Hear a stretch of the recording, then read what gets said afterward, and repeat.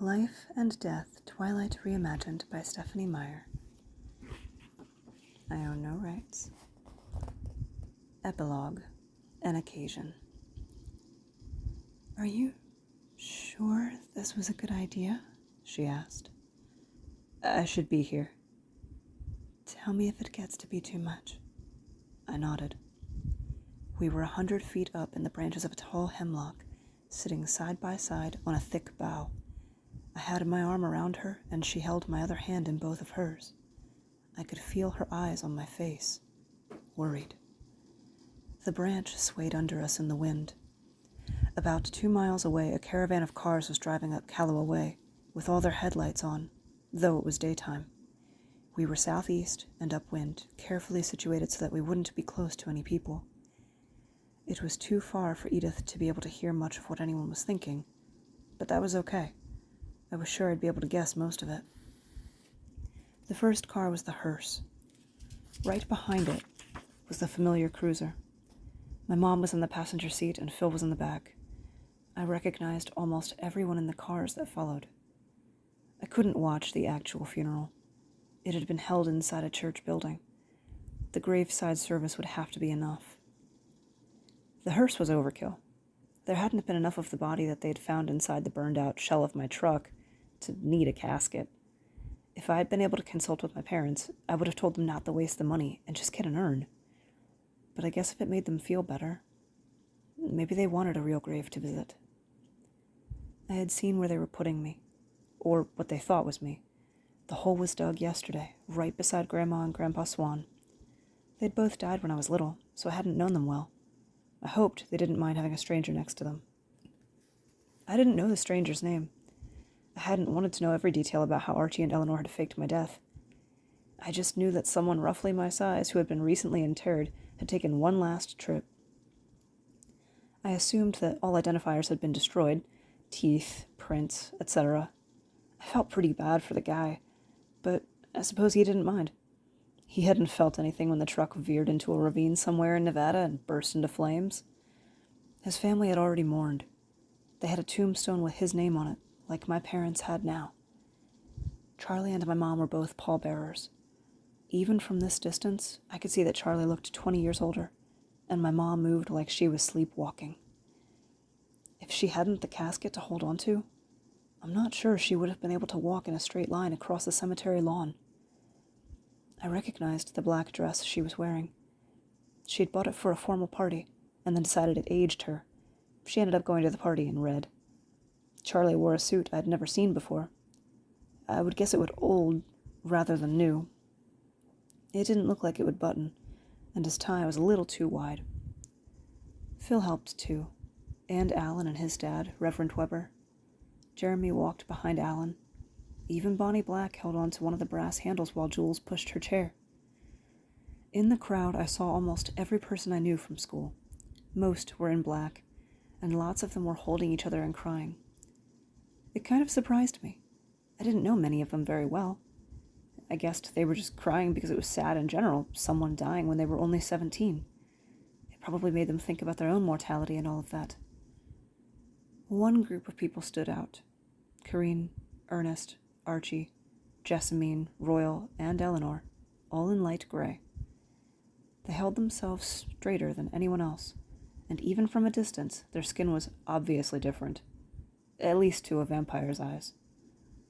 It all seemed to take a really long time. Lowering the casket, the Reverend giving some kind of speech, a sermon? My mom and dad each throwing a flower into the hole after the casket, everyone awkwardly forming the obligatory line to speak to my parents. I wished they would let my mom leave. She was sagging into Phil, and I knew she needed to lie down. Charlie was holding up better, but he looked brittle. Jules wheeled Bonnie over so that she was behind him, a little to the side. Bonnie reached forward and took Charlie's hand. It looked like that helped some. This put Jules in a position where I could see her face really well, and I kind of wished I couldn't. Corinne and the rest of the Cullens were near the end of the line. We watched as they made their way slowly to the front. They were quick with my mom. They had never met her before. Archie brought a chair up for my mom to sit in, and Phil thanked him. I wondered if Archie had seen that she was going to fall. Corinne spent more time with Charlie. I knew she was apologizing for Edith's absence, explaining that she had been too distraught to come. This was more than just an excuse for Edith to be with me today. It was laying groundwork for the next school year, when Edith would continue to be so distraught that Ernest would decide to homeschool her. I watched as Bonnie and Jules left while Charlie was still talking to Corinne. Bonnie threw a dark glance back at the Cullens, then suddenly stared in my direction. Of course she couldn't see us. I glanced around, trying to figure out what she was looking at. I realized that Eleanor was looking at us too. She had no trouble spotting us, and she was trying very hard not to smile. Eleanor never took anything seriously. Bonnie must have wondered what Eleanor was staring at. Bonnie looked away after a few seconds. She said something to Jules. They continued out to their car. The Cullens left after the Blacks. The line dwindled, and finally my parents were free. Phil took my mom away quickly. The Reverend gave them a ride. Charlie stayed alone while the funeral home employees filled the hole in. He didn't watch. He sat in the chair that my mom had used and stared away to the north. I felt my face working, trying to find the expression that went with my grief. My eyes were too dry. I blinked against the uncomfortable feeling. When I took my next breath, the air hitched out of my throat, like I was choking on it. Edith's arms wrapped tight around my waist. I buried my face in her hair. "I'm so sorry, Beau. I never wanted this for you." I just nodded. We sat like that for a long time. She nudged me when Charlie left, so I could watch him drive away. "Do you want to go home?" she asked. "Maybe in a little while." "All right." We stared at the mostly empty cemetery. It was starting to get darker. A few employees were cleaning up chairs and trash. One of them took away the big picture of me, my school picture from the beginning of junior year back in Phoenix. I never liked that one much. I hardly recognized the boy with the uncertain blue eyes and the half-hearted smile. It was difficult to remember being him. Hard to imagine how he must have looked to Edith back in the beginning. "You never wanted this for me," I said slowly. "What did you want? How did you see things happening, going with the fact that I was always going to be in love with you?" She sighed. "Best case scenario? I hoped that I would get strong enough, that we could be together while you were human, that we could be something more than just boyfriend and girlfriend. Someday, if you didn't outgrow me, more than just husband and wife. We wouldn't be able to grow old together, but I would have stayed with you while you grew old. I would have been with you through all of the years of your life." She paused for a second. "And then, when your life was over, I wouldn't have wanted to stay without you. I would have found a way to follow." She looked startled when I laughed. It wasn't a very robust laugh, but I was surprised that it felt good. "That was a really, really horrible idea," I told her. "Can you imagine? When people thought I was your dad, your granddad? I'd probably get locked up." She smiled hesitantly. "That wouldn't have bothered me. And if anyone had locked you up, I would have busted you out." "But you would have married me?" I asked. "Really?" Now she smiled wider. "I still will. Archie's seen it." I blinked a few times. "Wow. I'm super flattered. You would really marry me, Edith." "Is that a proposal?" I thought for half a second. Sure it is. Will you?" She threw her arms around me. "Of course I will. Whenever you want." "Wow," I said again. I hugged her back and kissed the top of her head. I think I could have done better with the other version, though. She leaned back to look at me, and her face was sad again. "Any other way ended here, too. But there could have been A better goodbye. I didn't want to think about what my last words to Charlie were, but they were constantly on my mind. It was the biggest regret I had. I was glad the memory wasn't sharp, and I only hoped it would fade more with time. What if we had gotten married? You know, graduated together, put in a few years at college, and then had a great big wedding where we invited everyone we knew. Let them all see us happy together, give really sappy speeches, have a reason to tell everyone how much we love them, then go away again, back to school somewhere far away. She sighed. That sounds nice. But you end up with a double funeral in the end. Maybe. Maybe we'd be really busy for a year, and when I'm a mature vampire and all under control, I could see them again. Right, she said, rolling her eyes. And then all we'd have to worry about is never aging, and getting on the bad side of the Volturi. I'm sure that would end well. Okay, you're right. There's no other virgin. I'm sorry, she said quietly again. Either way, though, Edith, if I hadn't been dumb enough to run off and meet that tracker, she hissed, but I kept talking. It would have only delayed things. We still end up here. You're the life I choose. She smiled, slowly at first, but then suddenly her smile was huge and dimpled. It feels like my life never had a point until I found you. You're the life I was waiting for. I took her face in my hands and kissed her while the branch swayed back and forth under us. I never could have imagined a life like this.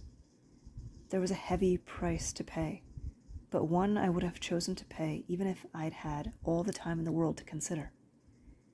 We both felt it when her phone vibrated in her pocket. I figured it would be Eleanor, sarcastically wondering if we'd gotten lost on our way back. But then Edith answered the phone. Corinne. She listened for just 1 second, her eyes flying open. I could hear Corinne's voice trilling at top speed on the other end. Edith shoved off the branch, phone still in hand. I'm coming, she promised as she fell toward the ground, breaking her fall with a branch here and there. I swung down quickly after her. She was already running when I hit the ground, and she didn't slow for me to catch up. It must be really serious. I ran flat out, using all the extra strength that I had because I was new. It was easy enough to keep her in sight as she sprinted across the most direct route back to the house. My strides were almost 3 times as long as hers, but still, chasing her was like chasing a bolt of lightning. It was only when we were close to the house that she let me catch up. Be careful, she warned me. We have visitors. And then she was off again. I pushed myself even harder to try to match her. I didn't have a positive perception of visitors. I didn't want her to meet them without me next to her. I could hear snarling before we were at the river. Edith kept her leap low and straight, hurtling up the lawn. The metal shutters were down across the glass wall. She ran around the south end of the house. I was on her heels the whole way. She darted over the railing onto the porch. All the Cullens were there, huddled into a tight, defensive cluster. Corinne was a few steps in front of them, though. I could tell no one was happy to have her there. She was leaning toward the steps, staring forward, a pleading look on her face. Edith lunged to her side, and something snarled in the darkness in front of the house. I launched myself onto the porch, and Eleanor yanked my arm back when I tried to go to Edith. Let her translate, Eleanor murmured. Ready to rip out of her hands, not even Eleanor was strong enough to stop me when I was so young. I looked out past Corinne to see the vampires we were facing. I'm not sure what I was expecting. A large group, maybe, since the Cullens seemed so defensive. I wasn't prepared to see 3 horse-size wolves. They weren't growling now. All of their massive heads were up, their noses pointing at me. The one in the lead, pitch black and larger than either of the others, though they were both 3 times bigger than I'd ever dreamed a wolf could get, took a step forward, his teeth bared. Sam, Edith said sharply. The wolf's head swung around to face her. You have no right to be here. We haven't broken the treaty. The black monster wolf snarled at her. They didn't attack, Corinne said to Edith. I don't know what they want. They want us to leave. They were trying to drive you out. But why? Corinne asked. The wolves seemed to be listening intently to every word. Could they understand? They thought that we broke the treaty, that we killed Beau. The big wolf growled long and low. It sounded like a saw being dragged over chain link. But, Corinne began. Obviously, Edith answered before she could finish. They still think we broke the treaty, that we chose to change him ourselves. Corinne looked at the wolves. I can promise you that's not how this happened.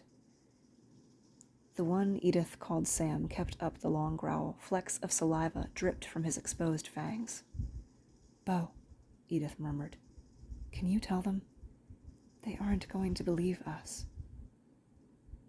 I had been frozen solid this whole time. I tried to shake off the surprise as I moved to stand by Edith. I don't understand. What are they? What treaty are you talking about? I whispered the words fast, but it was obvious from the wolves' alert ears and watchful eyes that they were listening. Wolves that understood English? Eleanor had said Edith was translating. Did she speak wolf? Beau, Edith said in a louder voice. These are the Quileute wolves. You remember the story? I stared at the massive animals. They're werewolves? The black wolf growled louder, but the dark brown one in the back blew out a funny huff that sounded almost like a laugh. Not exactly, Edith said. A long time ago we made a treaty with another pack leader. They think we've violated it. Can you tell them how you were transformed? Okay. I looked at the black wolf, who seemed to be in charge. I'm Beau Swan. She knows who you are. You met Sam once, at the beach in La Push. She. The cloudy human memories distracted me for a short second. I remembered the tall woman at La Push, and Jules saying that the wolves were her sisters, that her great-great-grandmother had made a treaty with the Cold Ones. Oh, I said. Just explain to her what happened. Right. I looked at the wolf again, trying to picture the tall woman somehow inside it. A few weeks ago, there was a tracker, a vampire tracker, who came through here. She liked the way I smelled. The Cullens told her to back off. She left, but Edith knew that she was planning to try to kill me. I went back to Phoenix to hide out till the Cullens could, take care of her, you know? But the tracker figured out where I was and caught up to me. It was a game to her, a game with the Cullens. I was just a pawn. But she didn't want to just kill me.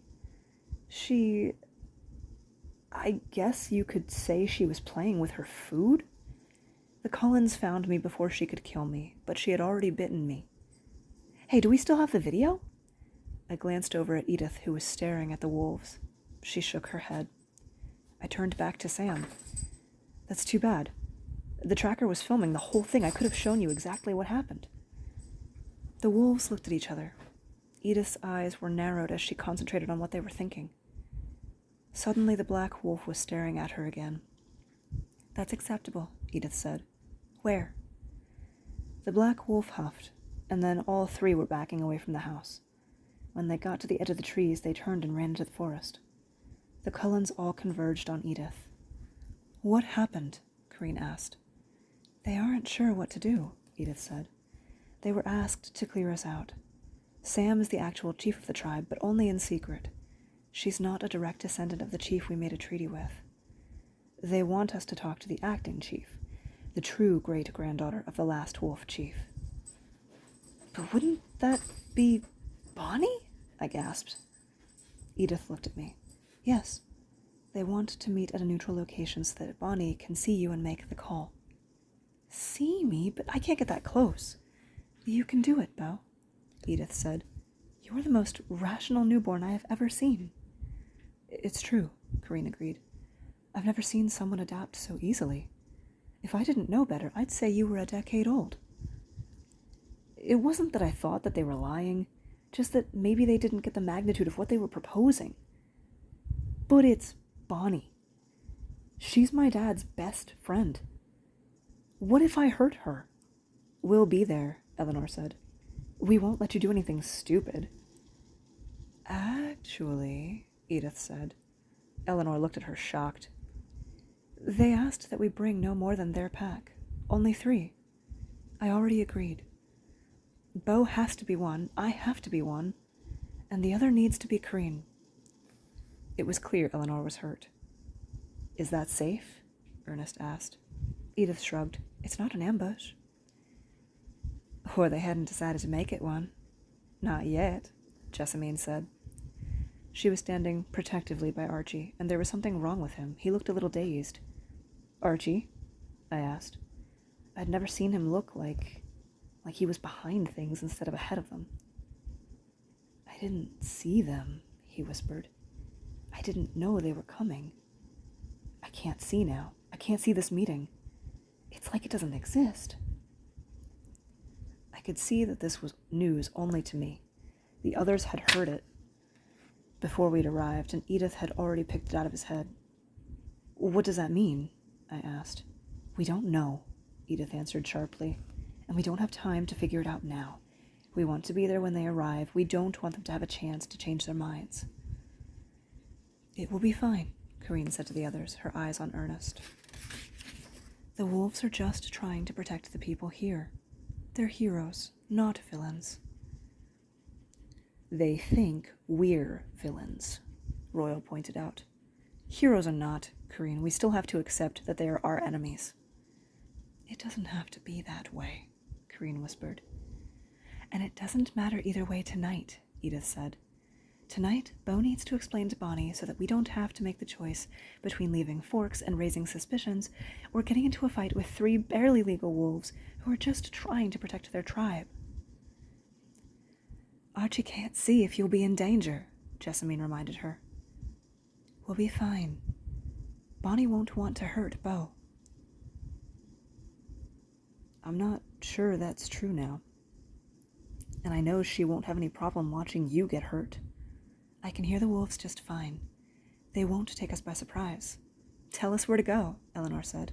We'll keep our distance and only come in if you call. I promised. There's no reason to go back on my word. We need them to see that they can trust us. Now more than ever.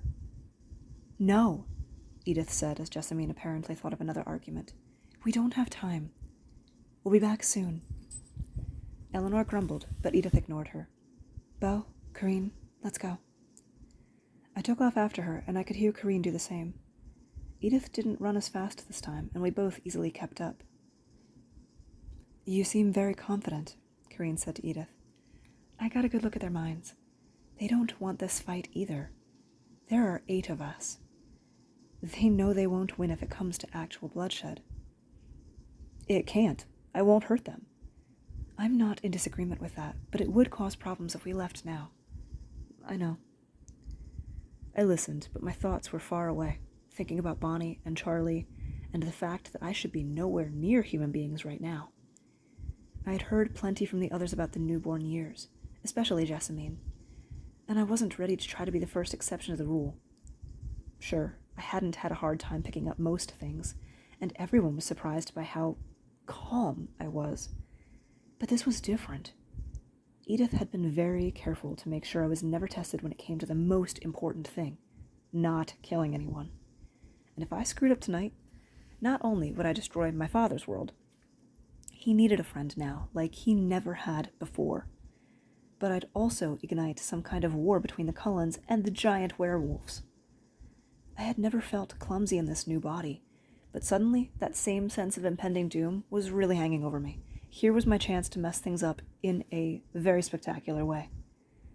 Edith led us to northeast.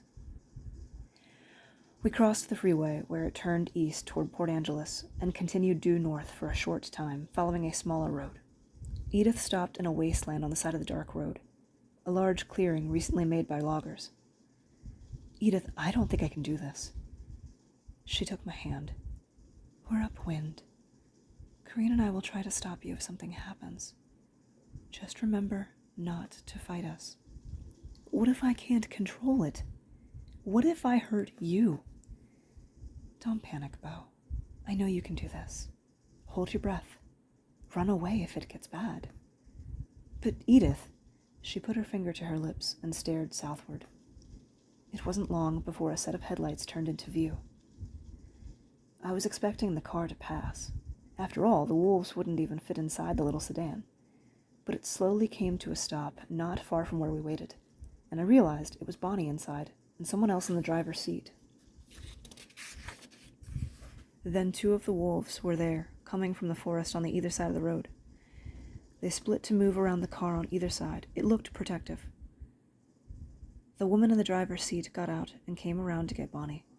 I was sure it wasn't Sam, though her hair was just as short. I stared at her, wondering if I'd met her on the beach too. But she didn't look familiar. Like Sam, she was tall and looked strong. Clearly, she didn't just look strong. She picked Bonnie up in her arms and carried her like the older woman weighed nothing. Kind of like the way the Cullens had thrown me around as if I were a feather pillow. Maybe the wolves, because obviously this was the gray wolf who was missing from the original trio, were stronger than normal humans too. Sam and the dark brown wolf led the way as the tall woman carried Bonnie behind them. Sam stopped a good 30 yards away from where we stood. "I can't see as well as you," I heard Bonnie say tartly.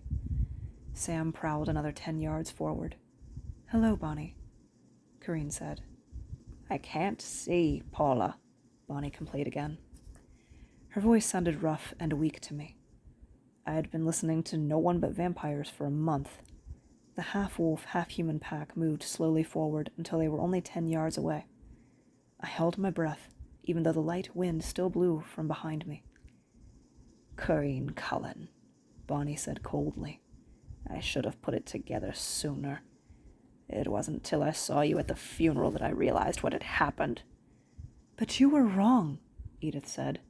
"That's what Sam says," Bonnie answered. "I'm not sure she's right." Bonnie's eyes flickered to me, and she shuddered. "All we have is Beau's word and our own. Will you believe either?" Edith asked. Bonnie harumphed, but didn't answer.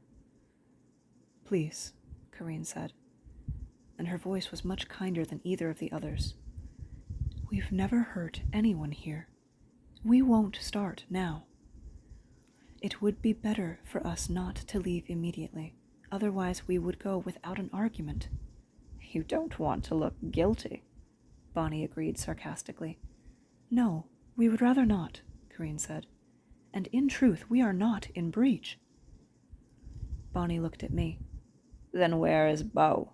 Do you expect me to believe he's inside that thing that bears some slight resemblance to him?" Hurt was strong in her voice, but so was hate. I was surprised by her reaction. Did I really seem so different? Like I wasn't even here? "Bonnie, it's me," I said. She winced at my voice.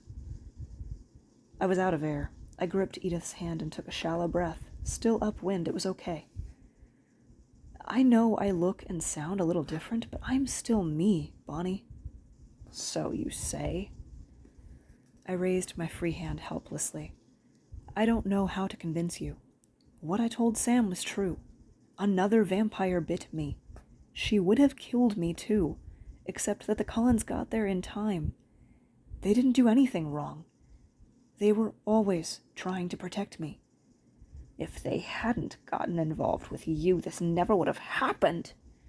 Charlie's life wouldn't be broken in pieces. You'd still be the boy I knew."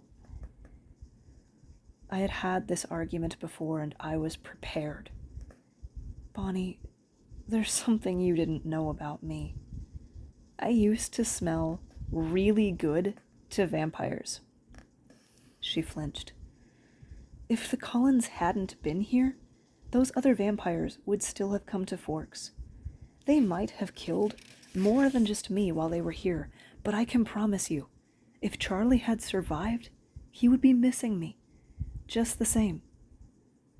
And there would be nothing left of the boy you used to know.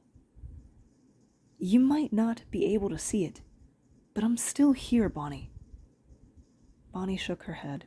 Less angry, though, I thought. More sad. She looked at Corinne. "I'll concede that the treaty is intact. Will you tell me your plans?" "We'll stay here another year. We'll leave after Edith and Archie graduate. It will look natural that way. Bonnie nodded. All right. We'll wait. I apologize for our infraction tonight. She sighed. It was a mistake. I was overwrought. We understand, Corinne said softly. There was no harm done. Maybe even some good. It's better to understand each other as much as possible. Perhaps we could even talk again some— The treaty is unbroken, Bonnie said in a hard voice. Don't ask any more from us. Corinne nodded once. Bonnie looked at me again and her face fell. The breeze shifted. Edith and Corinne both grabbed my arms at the same time. Bonnie's eyes went wide and then narrowed angrily. Sam snarled once. What are you doing to him?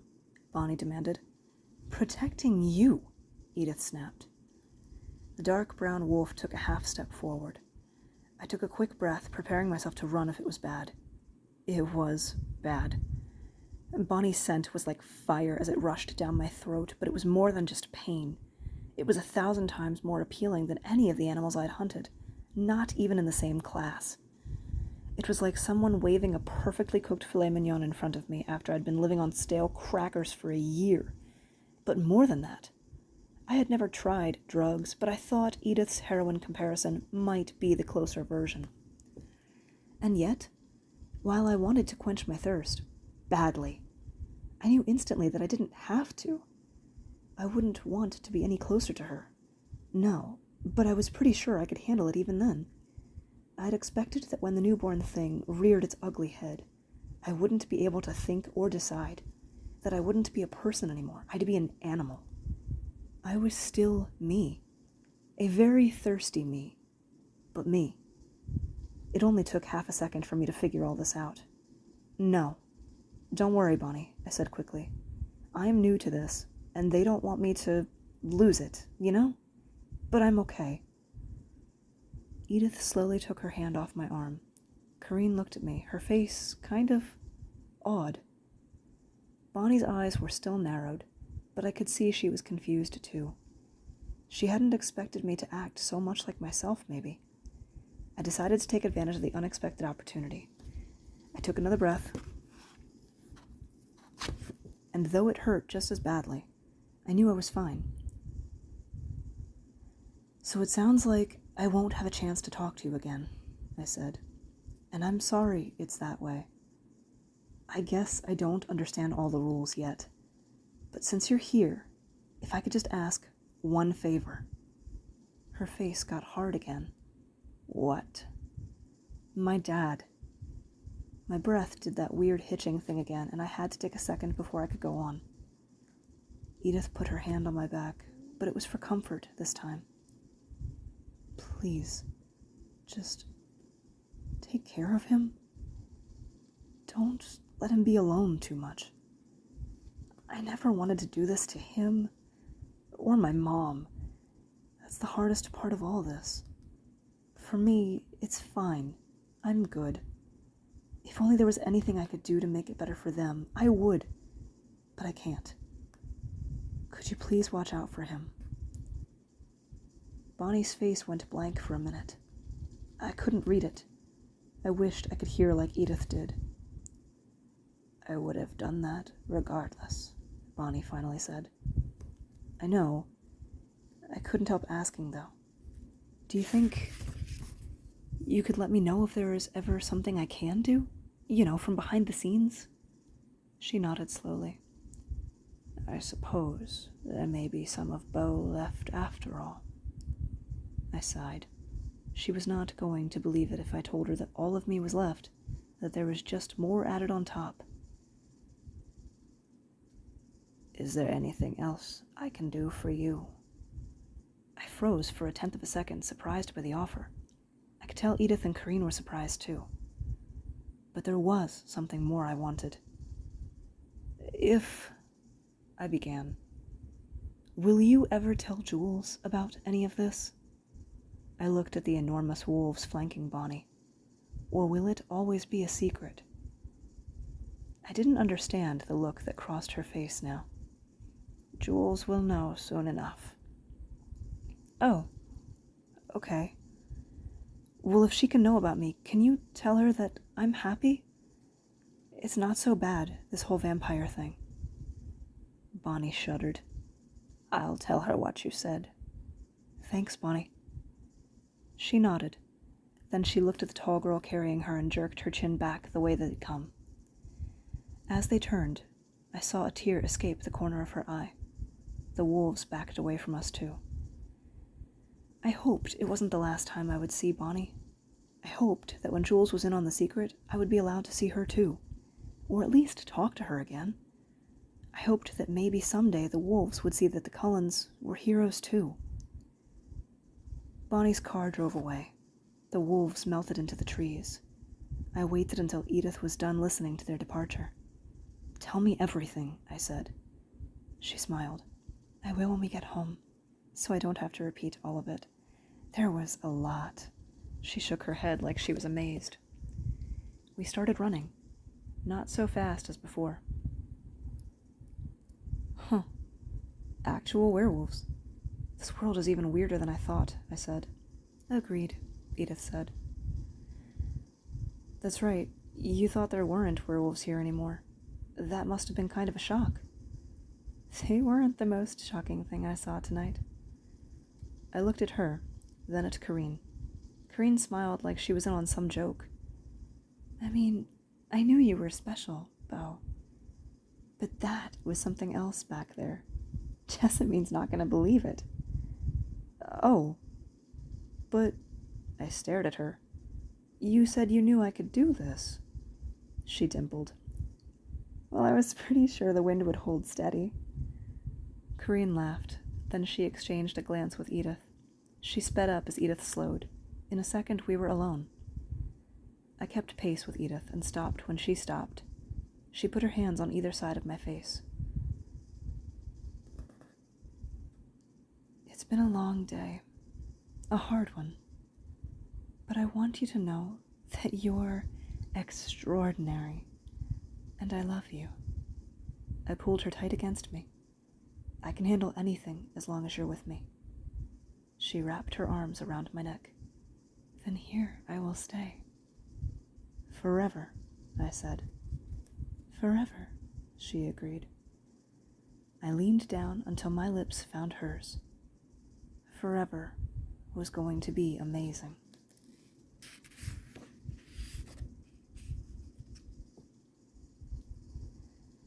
We meet again, gentle reader.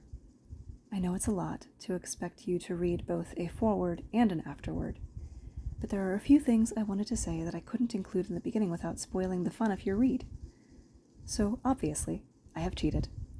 I did not stay true to the original story in the conclusion of my swap, and I am not sorry. It was exciting, and I very much enjoyed writing the alternate ending. But let me be quick to say, the fact that Beau becomes a vampire has nothing at all to do with the fact that he is a boy, nor a girl. This change also does not mean that I prefer it to the original or think that the original was wrong. This has always just been the big what if, and I wanted to see what it would feel like if Twilight had been the end of the story. If, like Beau, Bella had left the airport just 5 minutes earlier. There's a lot of happiness in Beau and Edith coming together, in taking away the stumbling block between them so much earlier, but there's also great sadness. As a human, Bella had to endure a lot more pain than Beau did, but in the end, I know she would tell you it was all worth it. Beau will be fine, more than fine. He'll be very happy, but he'll always have the one big regret. Bella was able to put her house in order, and she's confident she got the best version of the story. So that is the end of Beau and Edith's story. You are free to imagine the rest, when, where, and how they got married. What Victor might try in order to get revenge. What Beau and Jules will say to each other when they meet again. If Beau and Royal ever become friends. Whether the Volturi, led by Sulpicia, are a more benign, less corrupt organization. I think so. I hope you've enjoyed a different look at Twilight that really isn't very different at all, except for the end, which I don't apologize for. Again, thank you for everything. you've meant to me in the last 10 years. Thank you. Stephenie. P.S.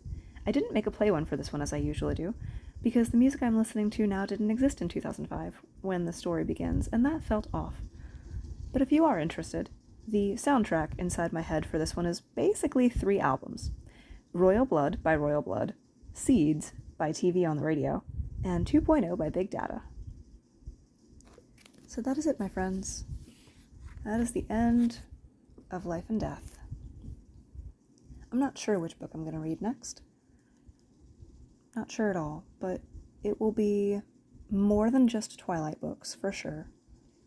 Although I do enjoy that. This has been a lot of fun. But variety is the spice of life, you know? And who knows? If you guys decide to stick with this channel, maybe you'll find something new that you didn't know you love. But I'll be here, and I will keep posting. Thank you all so much.